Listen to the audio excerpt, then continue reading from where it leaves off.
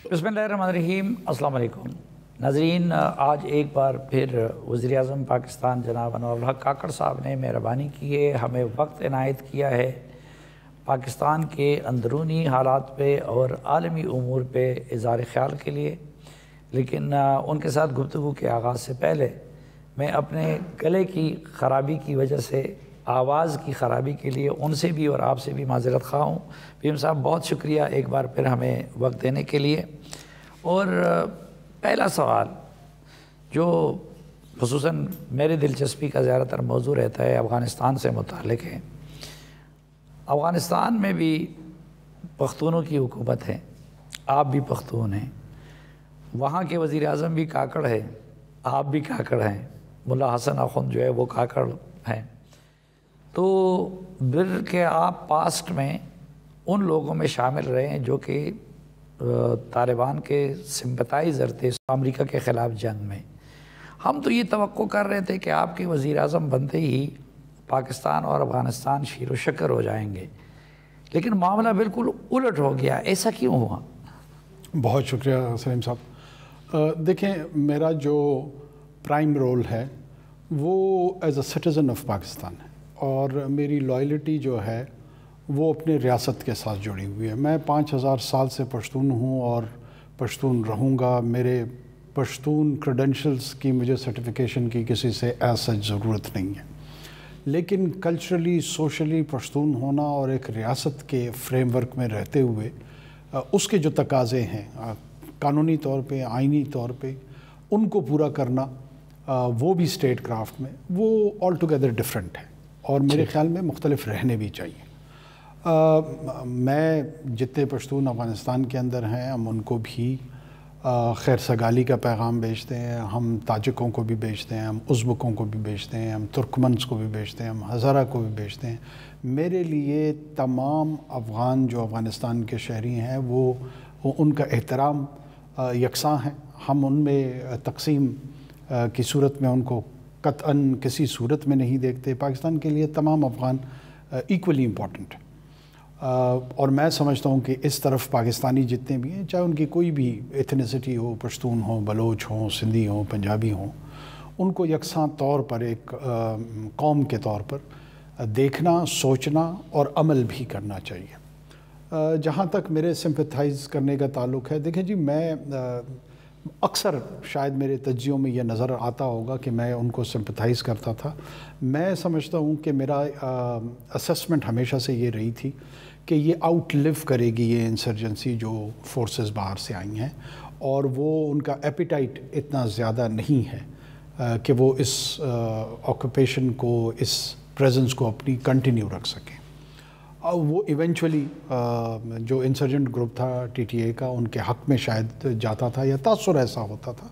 बाकी मैं तो उस जंग में फ़रीक एज सच था नहीं कि मैं एक फ़रीक के साथ रहता या दूसरे फ़रीक है। हम तो एक स्पेक्टेटर, एक तमाशबीन की सूरत थी और उनको देखते थे और उसको समझने की कोशिश करते थे। लेकिन आपसे पहले एक मुंतखब वज़ीर आज़म थे और वो जब तालिबान की हुकूमत आई और अमरीकी निकले तो उन्होंने पाकिस्तान में तकरीबन उस पर जश्न मनाया और कहा कि उन्होंने ग़ुलामी की ज़ंजीरें तोड़ दी।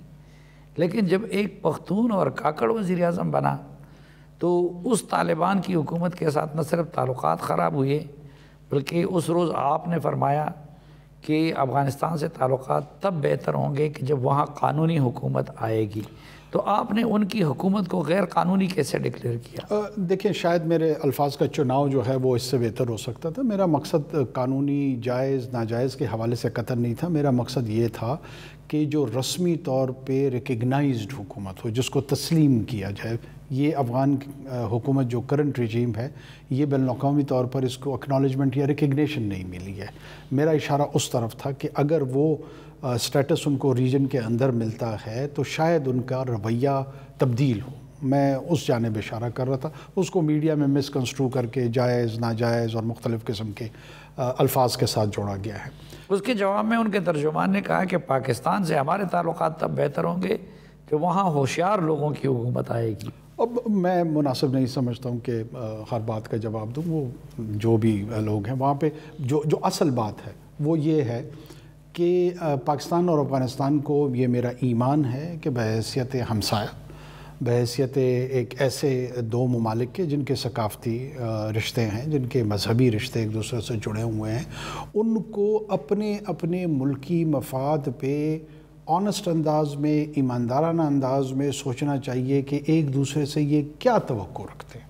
کیا یہ توقع رکھتے ہیں کہ ہمارے ہاں ایسے لوگ موجود ہوں جو یہاں سے جا کر افغانستان میں مثال کے طور پہ ایک ریڈیکل وہ ہے داعش ہے یا اور اس قسم کی تنظیمیں ہیں، اگر کل کو وہ پاکستان سے آپریٹ کرتی ہوئی خاکم بدہن اللہ نہ کرے وہ کابل میں جا کے پھٹ رہے ہوں، قندھار میں جا کے پھٹ رہے ہوں، جلال آباد میں پھٹ رہے ہوں، تو ان جو کرنٹ حکومت ہے یا عام افغان ہیں ان کا کیا رویہ ہوگا پاکستان کی طرف؟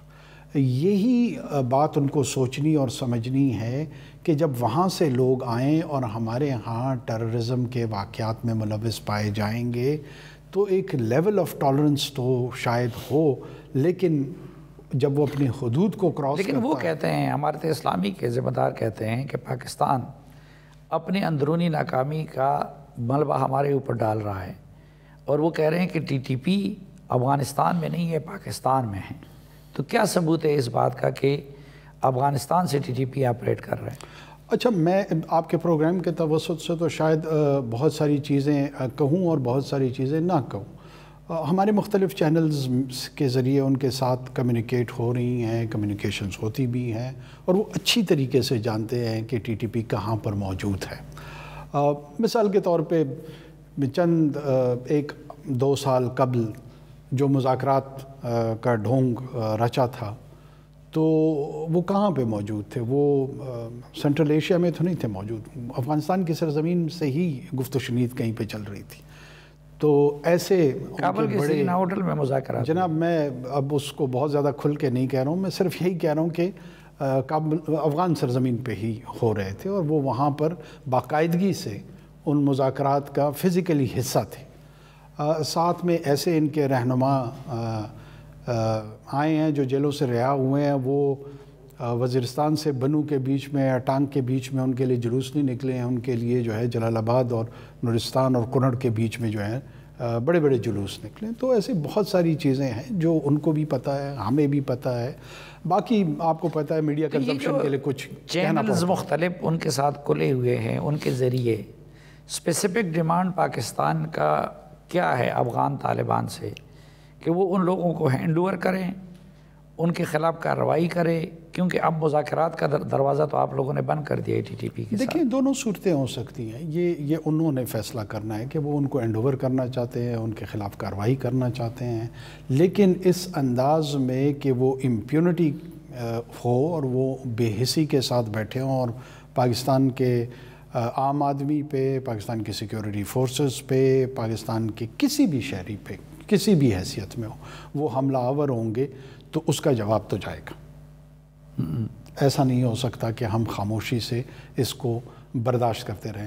ایک پاکستانی کی زندگی، میں یہ جواب ملیٹریلی بھی جا سکتا ہے۔ دیکھیں میں آرمی چیف کو کوٹ کرتے ہوئے مختلف مواقعوں پہ جب یہ بات چیت ہوئی تو میں نے ان کو اس پہ بڑا پیشنیٹ اور رائٹلی سو پایا کہ ایک پاکستانی کی زندگی بھی میرے لیے بہت ساری چیزوں پہ وہ زیادہ مقدم ہے، اور اس کا تقدس جو ہے اور اس کی حفاظت وہ آئینی، قانونی اور شرعی طور پر ہمارا فرض ہے۔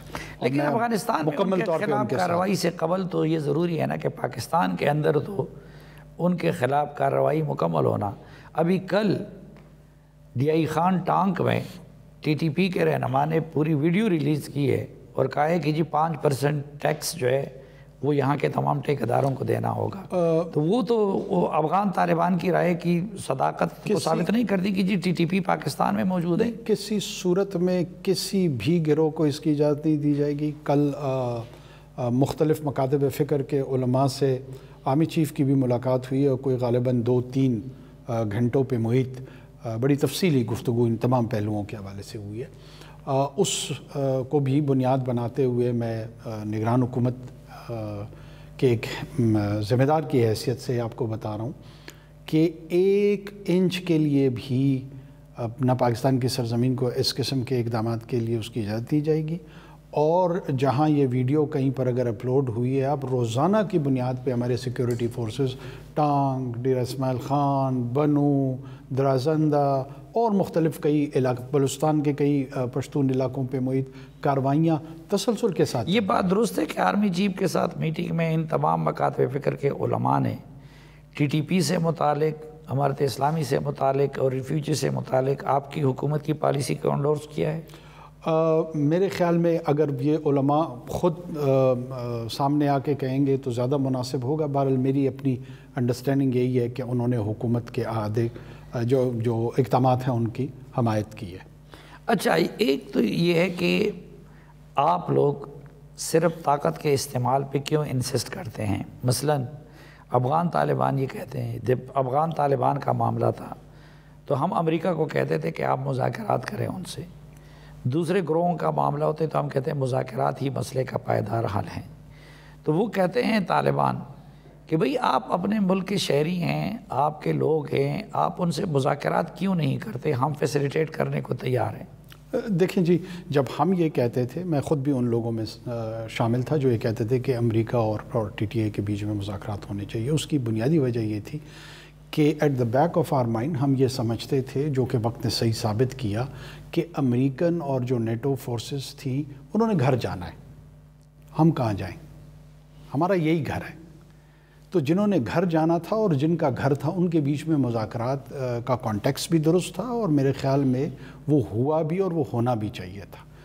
ٹی ٹی پی اور ہمارے بیچ میں وہ یہ چاہتے ہیں کہ ان کی طرز زندگی باقی پاکستان اختیار کرے، اور باقی پاکستان کہتا ہے کہ نہیں، ہم اپنے انداز میں زندگی جئیں گے. گھر ایک ہی ہے، یا تو ان کا ہوگا یا ہمارا ہوگا. نہیں، یہ تو مذاکرات میں پتہ چلے گا نا کہ ان کی کیا شرائط ہیں. تو مذاکرات کرتی کیوں نہیں؟ آپ لوگ مطلق مذاکرات سے کیوں انکار؟ ہم مطلق مذاکرات سے قطعاً انکار نہیں کر رہے. میرے خیال میں ریاست جو ہے نا، ریاست سب سے پہلے تو کسی کو اگر یہ اس کا ارادہ ہے کہ وہ واقعتاً سنجیدہ انداز میں ریاست کے ساتھ مذاکرات کرنا چاہتے ہیں، سب سے پہلے تو وہ ہتھیار پھینک ہے. ہتھیار انکنڈیشنل پھینک ہے. وہ آپ کو کوئی شرائط کی بنیاد پہ نہیں کہہ سکتے ہیں کہ یہ شرائط ہوں گی تو ہم ہتھیار اٹھائیں گے. ہتھیار کا اٹھانے کا جو جواز ہے وہی سراسر ناجائز ہے. جب وہ پہلا ناجائز کام سے پیچھے ہٹیں گے تو اس کے بعد سوچا جائے گا کہ ان سے مذاکرات کیے جائیں نہ کیے جائیں، کس حد تک کیے جائیں، کن کن نکات پہ کیے جائیں. لیکن اگر ان کا یہ خیال ہے کہ بندوق کی نوک پہ یہ ریاست کو مذاکرات پہ مجبور کریں گے، میری ناچیز رائے، میں بہت عاجزانہ انداز میں یہ بات کر رہا ہوں کہ یہ غلط فہمی دور کر لیں تو بہتر ہے. میں کچھ اور موضوعات کی طرف بھی جانا چاہتا ہوں، لیکن پیم صاحب، ابھی آپ نے فرمایا کہ یہ حکومت چونکہ عالمی سطح پہ ریکگنائز نہیں ہے. اس سے پہلے اشرف غنی کی حکومت عالمی سطح پہ ریکگنائزڈ تھی، کرزئی کی حکومت بھی ریکگنائز تھی. طالبان نے ہتھیار پھینک کے نہیں تھے، ہتھیار ہاتھ میں رکھے تھے، اور اس وقت ان کے مذاکرات امریکہ کے ساتھ ہو رہے تھے، اور پاکستان اس کو پلیڈ کر رہا تھا کہ مذاکرات ہونے چاہیے. تو ہم ٹی ٹی پی سے کیوں یہ ڈیمانڈ کر رہے ہیں کہ مذاکرات سے قبل وہ ہتھیار پھینک؟ میں پہلے بھی اس نقطے کی وضاحت کر چکا ہوں، دوبارہ کر دیتا ہوں کہ ہمارا یہ خیال تھا کہ امریکہ اور جتنی قوتیں ہیں یہ ان کا گھر نہیں ہے افغانستان، اور وہ باہر سے آئی ہوئی ہیں، اور گھر کی جو قوت ہے وہ ان کو گھر سے نکالنا چاہتی ہے. پاکستان ایک گھر ہے جو میرا ہے، اور ٹی ٹی پی بھی اس کو شیئر کرتی ہے. میں کہاں جاؤں اور ٹی ٹی پی کہاں؟ تو بنا کے بات کر کے گھر لے آئے ہیں نا، وہ ان کا گھر ہے ٹی ٹی پی والوں کا، اپنے گھر واپس لے آئے. گھر میں دیکھیں، ایک بھائی اٹھ کے اگر بہن کا قتل کر دیتا ہے یا دوسرے بھائی کا قتل کر دیتا ہے اور وہ پھر بھی بھائی بندی کا دعویٰ کرتا ہے تو وہ کرتا رہے. میرا نہیں خیال کہ اس کے حقوق اسی طرح سبلنگز کے یا بھائی بہنوں کے ساتھ برابر ہوتے ہیں جس طرح ایک عام پیسفل بھائی کے ہوتے ہیں. ٹھیک ناظرین، ایک مختصر سی بریک لیتے ہیں اور اس کے بعد کچھ داخلی سیاست سے متعلق بھی بات کریں گے اور عالمی سیاست سے متعلق بھی بات کریں گے. ہمارے ساتھ رہیے.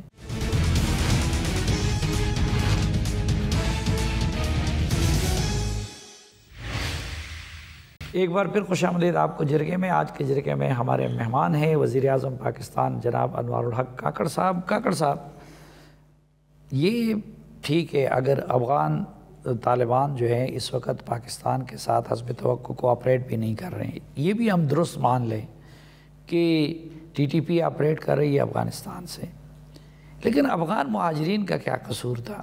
ان کے پیچھے آپ لوگوں نے ڈنڈا اٹھا لیا ہے اور ان کو یہاں سے نکالا جا رہا ہے۔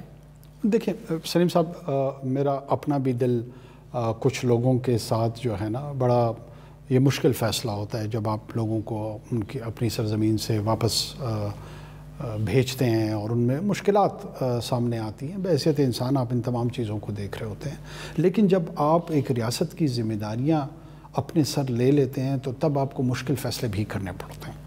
ہمارا قطعاً کسی صورت افغان ریفیوجیز بار بار ہم اس کا تذکرہ کرتے ہیں، اس کی کوشش کرتے ہیں کہ اس کو درست پیرائے میں بیان کریں، کسی افغان رجسٹرڈ مہاجر کو واپس بھیجنے کی پالیسی نہیں ہے۔ غیر قانونی افراد کو ہم نے واپس بھیجنے کی پالیسی اختیار کی ہے، اور وہ بھی میں سمجھتا ہوں ان دا لانگ رن ان افغانوں کے حق میں بہتر ہے جو واپس یہاں سے غیر قانونی طور پہ جو مقیم تھے اور گئے ہیں یا جا رہے ہیں۔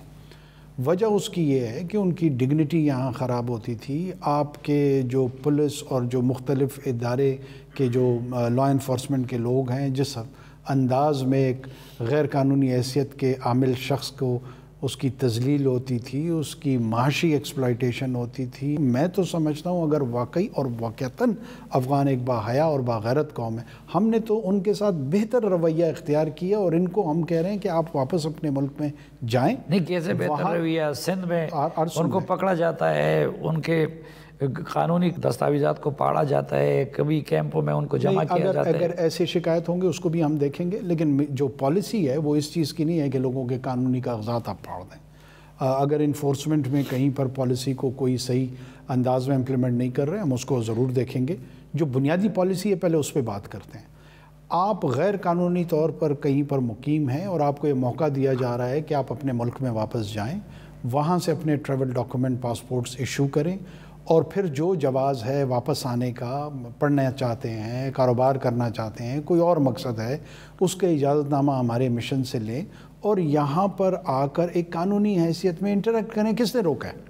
ہم تو یہ چاہ رہے ہیں کہ جس طرح باقی دنیا کے بیچ میں آپ کی باقی دنیا کی آمد و رفت کے جو امیگریشن کے قوانین جس انداز میں ممالک کے بیچ میں ہیں، اسی طرح کے قوانین کہ جو آمد و رفت کے سلسلے میں ہمارے اور افغانستان کے بیچ میں بھی ہوں۔ اس میں کون سی معترض بات ہے؟ نہیں، اس میں معترض بات تو یہ نہیں ہے، لیکن اعتراض اس پہ ہو رہا ہے کہ زیادہ تر تو وہ لوگ اس وقت غیر قانونی ہیں جو طالبان کے اقتدار کے بعد جان بچانے کے لیے ادھر پاکستان آئے تھے، اور بہت سارے طالبان ایسے تھے جنہوں نے پاکستان کے کمپیوٹرائز شناختی کارڈ اور پاسپورٹ بنائے ہیں۔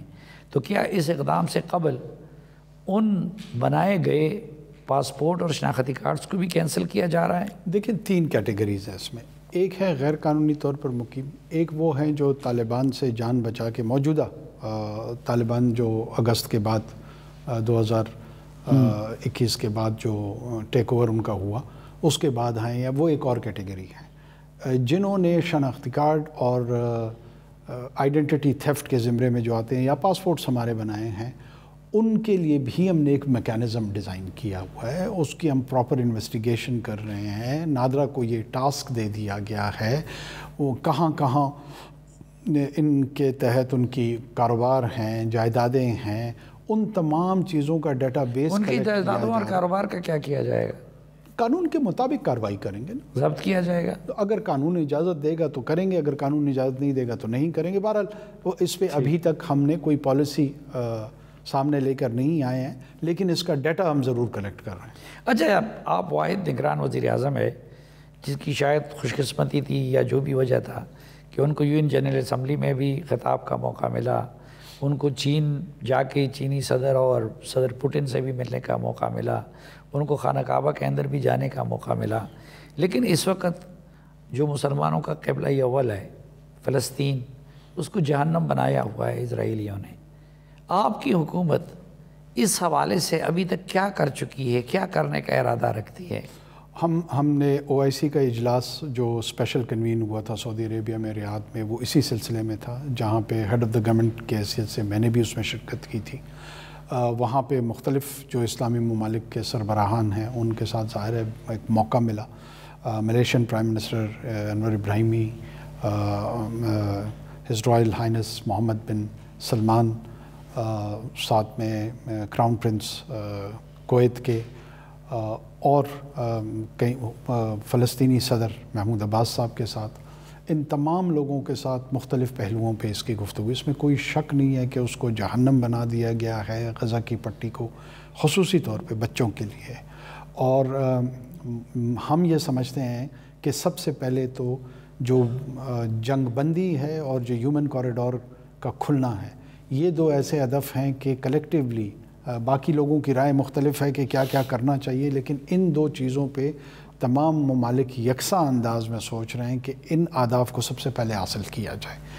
اس کے سلسلے میں ہم یہاں پر جتنے ویسٹرن ڈپلومیٹس ہیں ان کو ہم نے کنوے کیا ہوا ہے کہ وہ اپنے اپنے حکومتوں سے اس سلسلے میں بات کریں اور پاکستان کے عوام اور مختلف جو اسلامی ممالک ہیں ان کے لوگوں کے جذبات ان تک پہنچائیں اور ان کو مجبور کریں کہ وہ اسرائیلی رویے میں تبدیلی لانے کے لیے اپنے اثر و رسوخ اور اپنا پریشر استعمال کریں. پچھلے سالوں میں عملاً سی پیک پہ کام رک گیا تھا. چینیوں کے کئی تحفظات تھے، آپ چین بھی گئے، چینی قیادت سے بھی ملے، کیا ان کو دوبارہ اس پہ قائل کرا لیا ہے کہ اسی سپیڈ کے ساتھ وہ سی پیک کے پروسیس کو آگے بڑھائیں؟ جی میں سمجھتا ہوں کہ پاکستان اور چین کے جو اسٹریٹجک ریلیشنز ہیں، جس کو آئرن کلیڈ اور ہمالیہ سے اونچا اور شہد سے میٹھا، اس کے جو میٹافور اور تعبیرات کی جاتی ہیں وہ بالکل درست ہیں. اور چائنیز اپنے بی آر آئی کے سیکنڈ فیز میں جا رہے ہیں. ظاہر ہے یہ بیلٹ اینڈ روڈ انیشیٹو جو ہے نا، وہ اوشنز کو، زمینی رابطوں کو، ہوا کے رابطوں کو، ایک پوری کی پوری ایک کنیکٹیوٹی کی دنیا ہے جس میں پاکستان بھی اس کا ایک اہم حصہ ہے. چائنیز سائڈ مجھے جو احساس ہوا ہے اس چیز کا ہے کہ وہ چاہتے ہیں کہ ہمارے ہاں سیکنڈ فیز کے لیے پلاننگ مزید ہو، کوآرڈینیشن مزید ہو، کوآپریشن مزید ہو، اور اس کا جو اکنامک بینیفٹ ہے وہ پوری طریقے سے ریپ کیا جا سکے اور پاکستان اس سے ایک وائبل اکانومی کی طرف کنورٹ ہو. میں سمجھتا ہوں کہ پاکستان کے سائٹ پہ بھی یہ تو وہ کوئی پلاننگ ہوئی؟ کیونکہ وہ ٹیپزم سے بھی پریشان تھے، پاکستان میں پلاننگ کی عدم موجودگی سے بھی پریشان تھے. یہ چند ایسے چیلنجز ہیں جس میں کوئی شک نہیں ہے کہ ہمیں اس کو کھلے دل سے اس کا تسلیم کرتے ہوئے اس پہ غور بھی کرنا پڑے گا اور اس پہ جو ڈیزائرڈ گولز ہیں اس کے مطابق بیہیو بھی کرنا پڑے گا. پاکستان سائٹ پہ کافی میں سمجھتا ہوں کہ تیاریاں ان 3 ماہ کے اندر بھی کچھ نہ کچھ ہوئی ہیں. زیادہ ان کو کنسرن سیکیورٹی کے حوالے سے تھا، اور سیکیورٹی زیادہ تر حالات متاثر تھے وہ بلوچستان کے، آپ کے اپنے صوبے کے. اس دوران ہم دیکھ رہے ہیں جس طرح فوجیوں کو شہید کیا جا رہا ہے، قافلوں پہ حملے ہو رہے ہیں، عسکریت پسند ایک اتحاد کی طرف جا رہے ہیں. تو ان حالات میں آپ کیا سمجھتے ہیں کہ چینیوں کا کنسرن دور ہوگا یا جو سرمایہ کاری کا ہم خواب دیکھ رہے ہیں بلوچستان میں وہ پورا ہو سکتا ہے؟ دیکھیں انشاءاللہ میں کیوں وائی ایم سینگوین یا میں کیوں آپٹیمسٹ ہوں. ایک تو یہ جو کیپیسٹی ہے ان نان اسٹیٹ ایکٹرز کی وہ کوئی اتنی زیادہ نہیں ہے اللہ کے فضل سے کہ میں سمجھوں کہ کوئی 2 3 4 ڈیکیڈز پہ یہ لڑائی کو یہ لمبا لے کے چل سکتے ہیں. اور کسی بھی انسرجنسی کو سکسیسفل ہونے کے لیے ایک جو سب سے امپورٹنٹ چیز ہے وہ اس کی ٹائم لائن ہے کہ وہ کتنے عرصے تک سروائیو کر سکتی ہیں. جو نئے چھوڑے ہوئے یا چھینے ہوئے بلیک مارکیٹ میں بکے ہوئے گیجٹس ہیں ان کی بھی ایک شیلف لائف ہے. وہ جو نیٹو اور امریکن اس سے انوالومنٹ سے یہاں پر آئی ہیں، ان کے ہتھیں لگی ہیں. اس شیلف لائف کے جیسے ہی یہ بھی کم ہوگا اور جس انداز سے ہمارا رسپانس لا انفورسمنٹ ایجنسیز کا جا رہا ہے، میں کوئی ٹائم لائن تو نہیں دینا چاہ رہا لیکن مجھے قوی یقین ہے کہ بہت لمبا عرصہ نہیں لگے گا کہ ہم وائلنس مینجمنٹ میں کافی حد تک انشاءاللہ کامیاب ہو جائیں گے. وائلنس مینجمنٹ اگر ہو جائے تو بہتر ہوگا، لیکن ان کے ساتھ بات کیوں نہیں کرتے؟ ایک پختون بلوچستان کا وزیر اعظم ہے، ایک بلوچ وزیر داخلہ ہے، اس سے بہتر کیا موقع ہوگا بلوچ ملیٹنٹ کے ساتھ بات کرنے کا؟ دیکھیں یہ بہت میں اس نقطے کو پھر میں واضح کرتا چلوں کہ لوگ یہ سمجھتے ہیں کہ شاید ہم اس کو بات چیت یا مذاکرات پہ قطعاً یقین نہیں رکھتے. میرا اپنا ماننا یہ ہے کہ ڈائلاگ ایک ٹول ہے اور اپلیکیشن آف فورس ایک اور ٹول ہے. یہ ریاست کی ڈسکریشن ہوتی ہے کہ کس وقت وہ کون سے ٹول کو اپلائی کرے. یہ میڈیا کی اسسمنٹ پہ، یہ انٹیلیجنشیا کی اسسمنٹ پہ، یا یہ اخبارات کے کالمز کی بنیاد پہ میرا نہیں خیال کہ اس کی پالیسی میکنگ ہونی چاہیے. یہ بہت سیریس بزنس ہے. انسرجنسیز دنیا میں جو ہے نا ایز اے کیس اسٹڈیز پڑھائی جاتی ہیں. مختلف ڈسپلنس میں، مختلف یونیورسٹیز میں جو پریکٹیشنرز ہیں وہ انہوں نے اس کو ڈاکیومنٹ کیا ہوا ہے.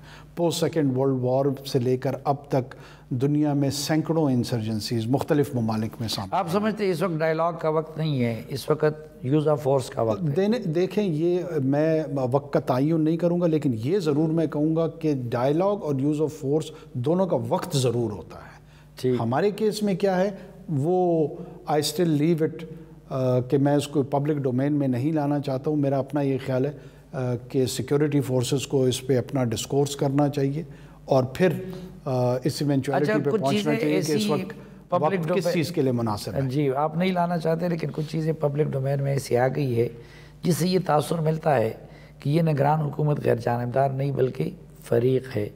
میں اس حوالے سے بھی آپ کے سامنے کچھ گزارشات رکھوں گا، لیکن اس سے پہلے ایک مختصر سی بریک، اور واپس آئیں گے تو پھر داخلی سیاست پہ بات ہوگی.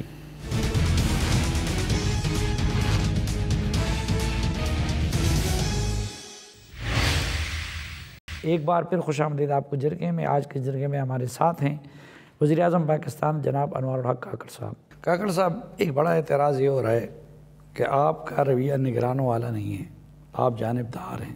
ایسا کیوں ہے؟ ہم جانبدار اس حوالے سے ہیں کہ جلد از جلد الیکشن ہو. یہ ہماری جانب سے ایک پرائورٹی ہے ہماری، اور ہم چاہتے ہیں کہ اس ملک میں لوگ اپنے مینڈیٹ کا استعمال کرتے ہوئے لوگوں کو مینڈیٹ دیں اور ایک الیکٹڈ حکومت آئے اور اپنی ذمہ داریاں سنبھالیں.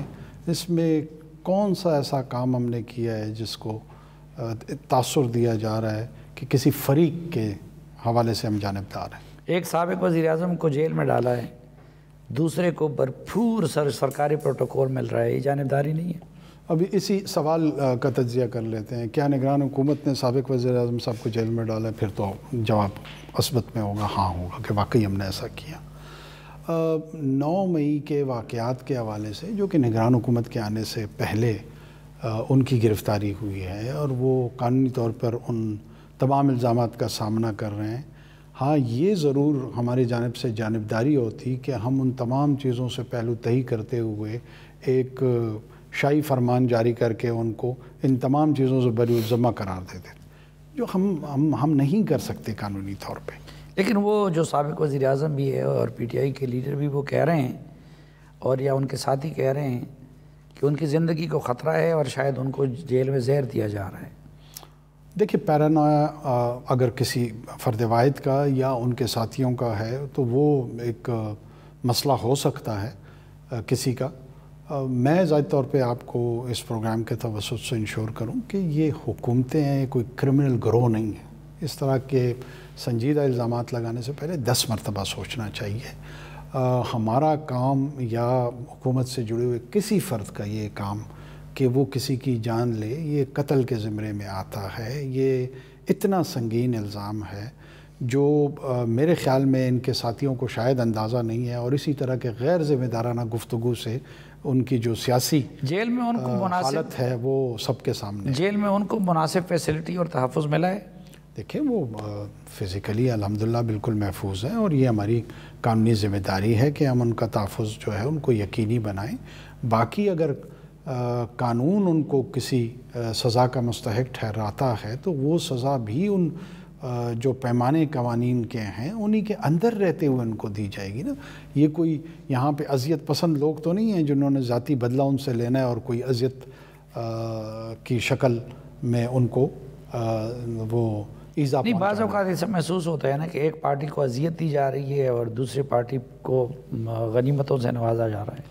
نہیں، ایسا میرے خیال میں اگر تاثر ہے تو یہ بالکل غلط ہے. اور دوسری جماعتیں جتنی ہیں وہ اپنا ایکٹیویٹی، پولیٹیکل ایکٹیویٹی کر رہی ہیں. جمعیت علماء اسلام کر رہی ہے، پاکستان پیپلز پارٹی کر رہی ہے، نون لیگ کر رہی ہے، اور چھوٹی جماعتیں کر رہی ہیں جو علاقائی جماعتیں ہیں.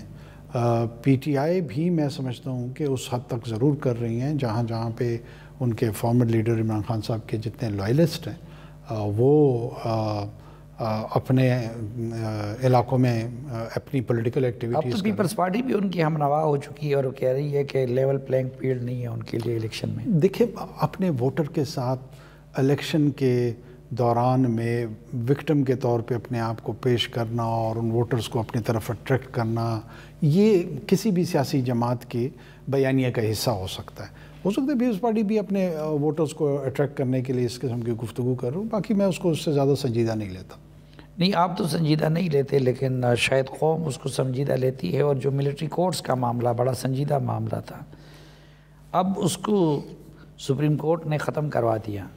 آپ کی حکومت دوبارہ نظر ثانی کی اپیل کر کے گئی ہے ادھر, تو یہ آپ کا فریق ہونا ثابت نہیں کرتا الیکشن کے حوالے سے؟ دیکھیں سپریم کورٹ کے اس فیصلے پہ ہمارا فریق ہونا یہ ثابت کرتا ہے کہ ہماری وفا اس ریاست کے ساتھ ہے, اس ریاست کے آئین کے ساتھ ہے, اس ریاست کے قوانین کے ساتھ ہے.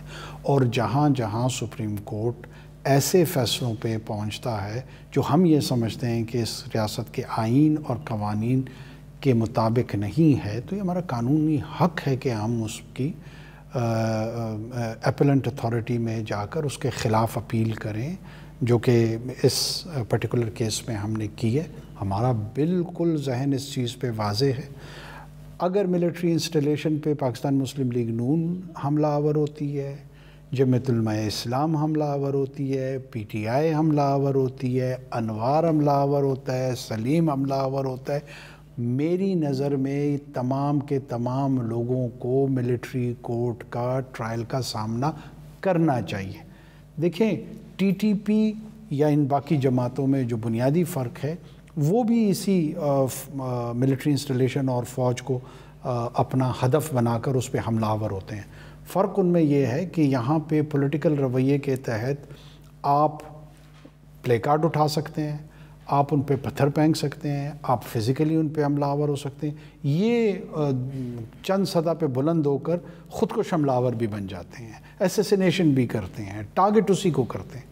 آپ اگر یہ سمجھتے ہیں کہ اسٹیٹ کی ان انسٹالیشنز پہ کسی بھی پولیٹیکل وجہ کے تحت آپ حملہ آور ہوں گے اور وہ ان نوٹسڈ جائے گا, وہ ان پنشڈ جائے گا, وہ ان اٹینڈڈ جائے گا, میرے خیال میں یہ غلط فہمی دور کر لیں. نہیں تو گویا آپ یہ سمجھتے ہیں کہ 9 مئی کو جو کچھ ہوا وہ بعینی ہی وہی کام تھا جو ٹی ٹی پی یا بلوچ ملیٹنٹ کر رہے ہیں؟ دیکھیں اس کی وہ ایک سیاسی عمل نہیں تھا. وہ نہیں, سیاسی عمل قطعاً نہیں تھا, یہ میں تسلیم کرنے کو تیار نہیں ہوں کہ وہ ایک سیاسی عمل تھا. وہ ایک رائٹس کے زمرے میں, توڑ پھوڑ کے زمرے میں, جلاؤ گھیراؤ کے زمرے میں تھا. اور وہ جلاؤ گھیراؤ اس سوشل آرڈر کو چیلنج کرتا تھا جو اس کا گارنٹور ہے, جو انارکی سے بچانے کا آپ کے پاس سب سے بڑا ذریعہ اس ریاست میں. آپ اسی پہ حملہ آور ہوئے ہیں تو آپ انارکی کی طرف لے جانا چاہتے ہیں. یہ ہو سکتا ہے ان ایڈورٹنٹلی ہوا ہو, یہ ہو سکتا ہے ارادتاً ہوا ہو. یہ تمام چیزیں اس کیس کے دورانیے میں, اس انویسٹیگیشن کے دورانیے میں ہی ڈٹرمن ہونی تھی. لیکن یہ کہنا کہ جناب ان لوگوں کو قطعاً یہ سول سپرمیسی کے خلاف ہے کہ ان کو ملٹری کورٹس کا سامنا کرنا چاہیے, رویہ اور یہ اپروچ بالکل بھی درست نہیں ہے. نہیں یہ تو یقیناً کہ یہ رویہ درست نہیں ہے. اور فوج کو یہ حق حاصل ہوتا ہے دنیا کے ہر مہذب ملک میں جو آپ بتا رہے ہیں, اور ملٹری کورٹس بھی دنیا کے بڑے مہذب ممالک میں بھی ہے. اور اگر ملٹری انسٹالیشن کو اٹیک کیا جائے تو پھر ملٹری کورٹس میں ہی مقدمہ چلتا ہے. لیکن وہاں پہ تو فوج بھی فریق نہیں ہوتی. یہاں پہ تو پی ٹی آئی یہ الزام لگا رہی ہے کہ جنرل باجوہ سے لے کے جنرل عاصم منیر تک اور ڈی جی آئی سے لے کے ڈی جی سی تک وہ سب پہ یہ الزام لگا رہے ہیں کہ جی وہ ہمارے خلاف فریق بنے ہوئے ہیں اور قتل تک کے الزامات انہوں نے لگائے تھے. تو پھر ان کو رد عمل کا حق نہیں مل جاتا؟ دیکھیں ویسے تو اسی طرح کی گفتگو ٹی ٹی پی بھی کرتی ہے کہ جی ہمارے ساتھ یہ پاکستان نے یہ رویہ اختیار کیا, امریکہ کے ساتھ دوستی کر لی, اپنے مسلمان بھائیوں کے خلاف چلا گیا, تو لہٰذا ہم ان کے بچے اے پی ایس میں ماریں گے. اسی طرح کے جواز وہ بھی پیش کرتے تھے. میں آپ کو دوبارہ عرض کروں، پی ٹی آئی کے دور حکومت میں کھڑکمر میں ایک واقعہ ہوا ہے، آپ کو بھی یاد ہے، ہمیں بھی یاد ہے۔ اس وقت پی ٹی آئی کی کیا سچویشن تھی؟ یہی لوگ ایک ملٹری پوسٹ پہ بقول ان کے وہ احتجاج کرتے ہوئے گئے اور جس کے نتیجے میں 4 5 یا 6 افراد مارے گئے۔ اس وقت پی ٹی آئی کا کیا ویو تھا؟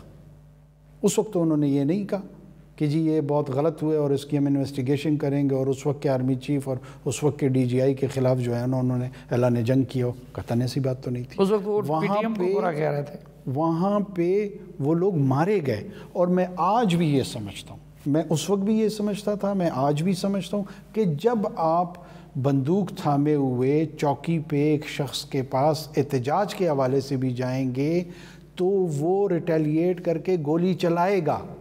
یہ ابھی بھی 9 مئی میں سمجھتا ہوں کہ فوج نے بہت ریسٹرین کا مظاہرہ کیا ہے، ورنہ اگر ان کی جانب سے گولی چلتی تو میری نظر میں وہ شاید جسٹیفائیڈ ہوتا۔ کوئی بھی ملٹری انسٹالیشن پہ کوئی بھی ملٹری پرسنل کی ٹریننگ یہی ہوتی ہے کہ اگر آپ کے طرف کوئی آ رہا ہے تو اس کو حملہ تصور کیا جائے، یہ اس کی بنیادی ٹریننگ ہے۔ یہ جو آپ لوگوں نے اس آئی ایف سی بنایا ہوا تھا اسے بڑی توقعات وابستہ کی گئی تھی کہ جی یہ ہوگا وہ ہوگا، ہم تو سمجھ رہے تھے کہ شاید پاکستان بدلنے کے لیے آپ لوگوں نے ایک ٹول تیار کر لیا ہے، لیکن ابھی تک ہم دیکھ رہے تھے کہ نہ زراعت کی مد میں کوئی عملاً کچھ ہوا۔ اس روز ایک اکانومی کو سمجھنے والے بندے نے سٹوری بھی کی کہ جی کوئی سرمایہ کاری نہیں آئی، کچھ نہیں ہوا، تو اس کی کیا حالت ہے؟ دیکھیں، مجھے نہیں پتا کہ کون سے اکانومی کو سمجھنے والے صاحب نے کیا لکھا ہے، لیکن ایس آئی ایف سی کا پلیٹ فارم میں سمجھتا ہوں پاکستان کی جو اکنامک ٹرانسفارمیشن ہے اور اس کے جو ماڈرنائزیشن کا سفر ہے اس میں کوئی اگر سب سے بہتر چیز پاکستان کے ساتھ ہوئی ہے وہ ایس آئی ایف سی ہے۔ ایک تو اس کو اسٹیچوٹری سپورٹ مل گئی ہے، قانون اس کے پیچھے کھڑا ہے، جاتی ہوئی پارلیمنٹ نے قانون سازی کر کے اس کو بااختیار بنایا۔ بہت جلد یہ قطعاً نہیں ہوتا کہ ایک پلیٹ فارم بن جاتا ہے اور آپ چلے جاتے ہیں اور لوگ جو ہے نا $200 ارب کے ساتھ آپ کے پاس آ جاتے ہیں اور اس کو آپ کامیابی تصور کریں گے۔